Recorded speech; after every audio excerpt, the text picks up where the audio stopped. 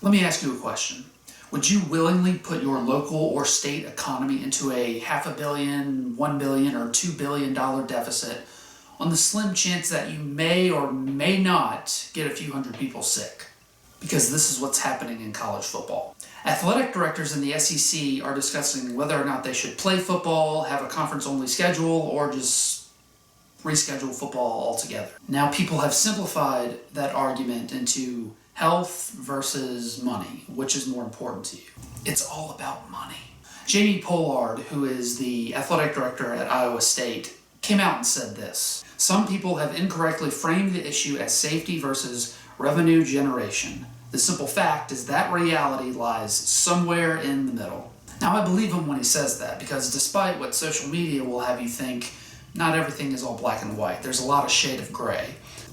But if you listen to what Pollard says next, it's not as complex as maybe he thinks it seems. Pollard notes the most significant challenge for that plan is that they'll have to commit to another 6 months of operational cost, including academic, medical, and nutritional support for athletes, with no revenue coming in to cover those expenses. In other words, he's saying the virus is going to get some people sick anyway.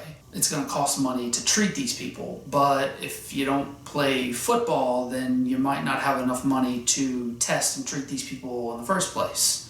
And people watching this are probably saying, "Nick, I thought you said this is all about money. It's clear that they are worried about treating their student athletes." Well, not according to the commissioner of the SEC, Greg Sankey. Greg Sankey noted what so many doctors have. It's not about the death rate or illness impact on young people. It's about overwhelmed public health departments. Quote, "We need to see an ability for our hospitals and healthcare systems to manage what's happening with COVID-19.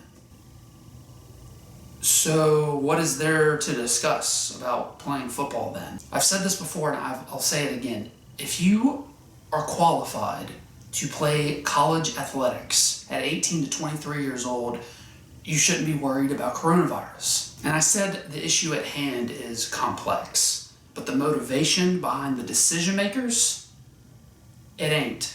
And the diehard naysayers who in the media think that college football will be canceled this season, they bring up the Ivy League. They just canceled their football season to the spring. Junior college football yesterday did the exact same thing, canceled it to the spring. Wouldn't college football in Division I and Power 5 football wouldn't that be next in line? When Ivy League and junior college football have $1 billion impact on their state economy and bring in $100+ million revenue for their schools, then I would listen. It's easier to tell older people who are at risk to not go to the games, or not to tell anybody at all to go to the games, period, and have no fans in the stands, than to actively put your local and state economy into $1 billion deficit. Athletic directors don't want that on their hands. Let's play football.